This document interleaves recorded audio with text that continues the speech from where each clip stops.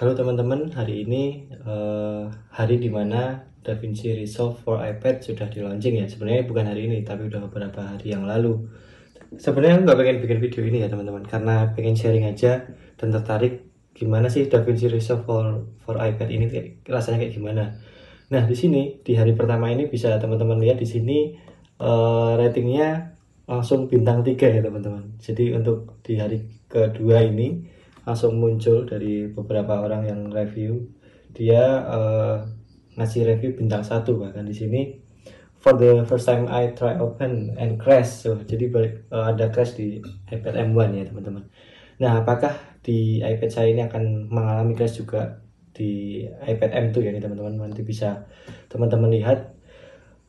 Sebelumnya teman-teman di sini bisa dilihat di bagian kanan sini, untuk ukurannya sendiri cukup besar, cukup 2 GB, tetapi untuk sebuah aplikasi untuk editing video sebenarnya ini nggak terlalu besar ya. Masih banyak aplikasi-aplikasi yang lain yang cukup besar ukurannya.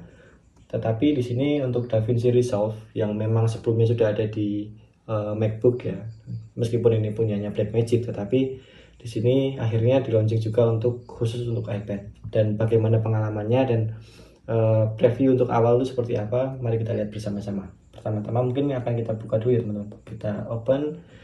Nah tampilan untuk pertama kali ketika teman-teman membuat sebuah project akan seperti ini, dan teman-teman bisa langsung merename di sini untuk projectnya di bagian atas. Di bagian atas bisa di rename.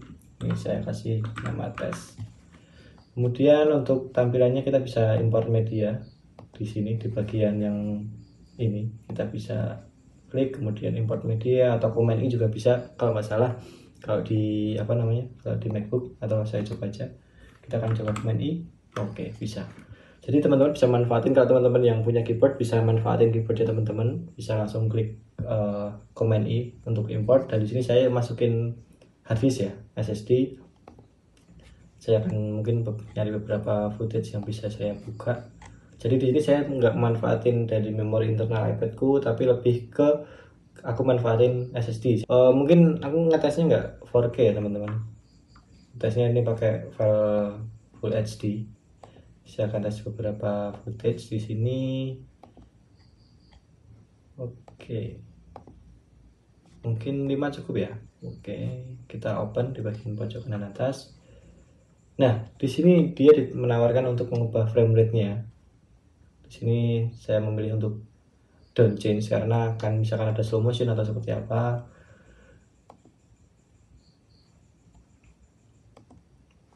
Oke. Untuk footage-nya sudah masuk teman-teman. Teman-teman bisa cek di bagian sini. Kemudian untuk masukin tinggal drag and drop aja teman-teman. Misalkan mau masukin yang ini, tinggal drag and drop ke sini. Kemudian apakah lancar? Tentu saja lancar ya teman-teman. Oke, nah kita akan mencoba menumpuk beberapa footage ke sini. Apakah akan mengalami kendala? Tapi sebelumnya mungkin suaranya biar tidak terlalu mengganggu. Di bagian atas, pojok kanan atas, aku buka inspektornya dulu. Buka inspektor, kemudian masuk ke bagian audio, kemudian di volumenya kita kurangi. Oke, sehingga tidak ada suaranya lagi. Kemudian masuk ke media lagi. Saya akan masukin video lagi. Masukin videonya, kemudian ke bagian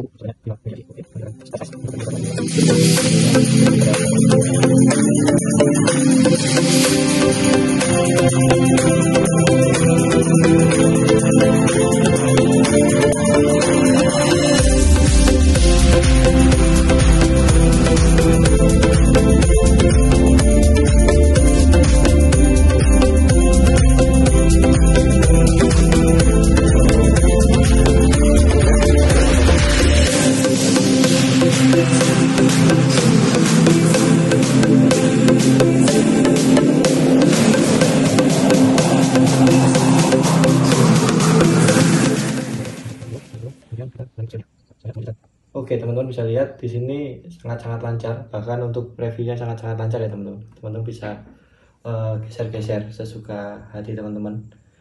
Yes, benar-benar lancar. Dan untuk 5 footage Full HD bisa aku bilang aman ya teman-teman. Ketika teman-teman pengen multi layer untuk editing, Saya rasa ini nggak bakal jadi masalah apalagi di iPad. Ini untuk testingnya di M2 ya teman-teman. Mungkin tak perpendek dulu supaya durasinya sama dan bisa kita tes untuk rendering seperti apa.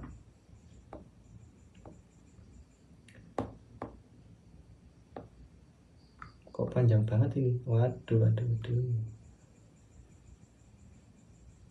Oke, jadi ini durasinya berapa ini?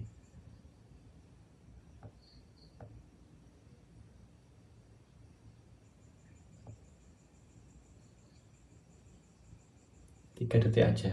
Kita bikinnya 3 detik aja. Oke, nggak apa-apa lah. Kita hanya ingin mencoba. Kita ekspor. Mungkin kita langsung ekspor ke master file ya teman-teman, H264 master file 1080 pixel dengan frame rate 24 fps. Di sini kita udah bisa cek di sana di bagian pojok kanan itu. Dan juga teman-teman bisa ada ProRes juga, kemudian ada langsung mau ke YouTube juga bisa, langsung dipublish pun bisa. Teman-teman tinggal login di sini di bagian sini, kemudian ada H265. Kita bisa setting mau akunnya apa aja. Kalau misalkan teman-teman mau setting di bagian atas pojok kanan atas, dipencet ada tombol pengaturan itu silahkan ditekan kalau mau share. Cuman tak rasa ini nggak ada crash ya teman-teman. Mungkin dia makanya udah expert. Mungkin saya masih awam untuk memakai aplikasi DaVinci Resolve karena sebenarnya saya lebih sering menggunakan Adobe Premiere di Windows, tetapi ini karena DaVinci Resolve sudah ada di iPad, jadi sayang aja kalau kita nggak manfaatin. Dan ini mumpung masih gratis ya, nggak tahu besok apakah bakal ada subscription untuk penggunaannya seperti itu. Nah, mari kita ekspor dulu, coba ekspor H264. Oke, kita taruh di iPad DaVinci Resolve.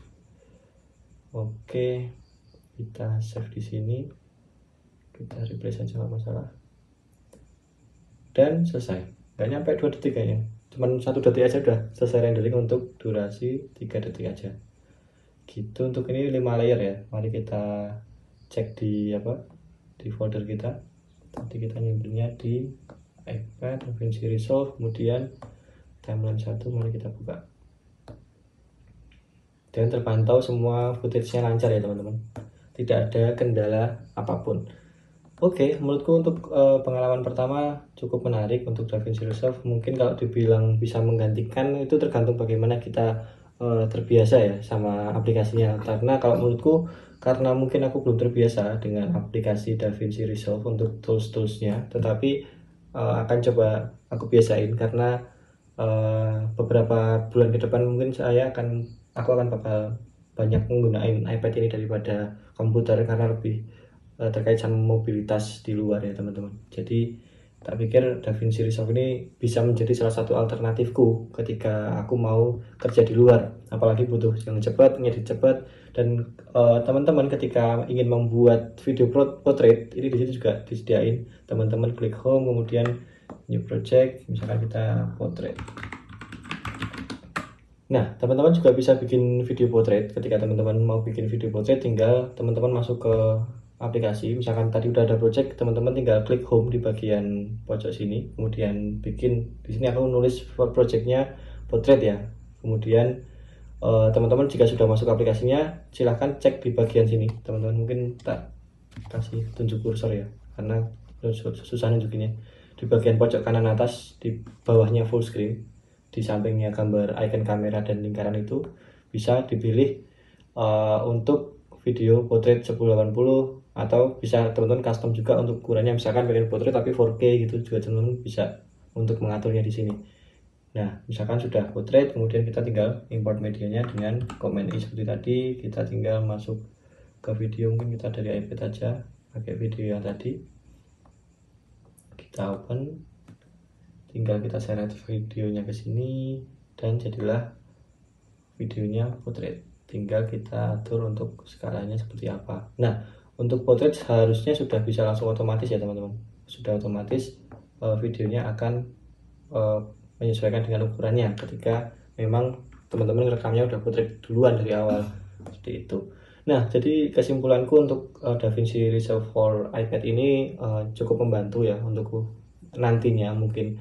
Dan apalagi di sini juga sudah dibantu dengan beberapa tambahan transisi seperti yang ada di aplikasi di desktop seperti itu. Kemudian ada beberapa title yang memang sudah input di sini, meskipun nggak cakep-cakep amat ya untuk titlenya, tetapi setidaknya bisa digunakan untuk kebutuhan kita ketika mendesak dan butuh hasil yang cepat seperti itu. Nah, di sini juga saya sudah menambahkan beberapa word art. Tadi saya nemu di YouTube dan aku langsung download, dan dia kebetulan ngasih gratis.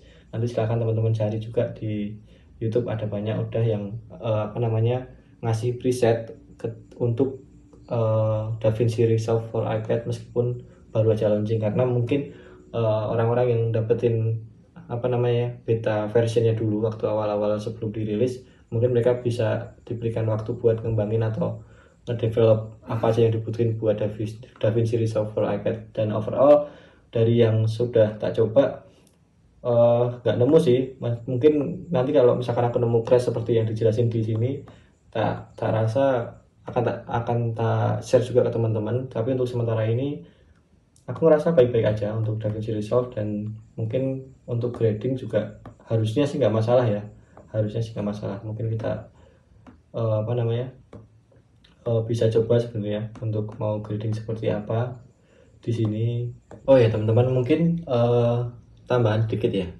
Mungkin untuk video kali ini aku akan mencoba edit video rekaman ini menggunakan iPad, karena kebetulan di sini juga aku merekamnya 4K 60 fps, dan juga nanti tinggal tak masukin ke sini ke DaVinci Resolve.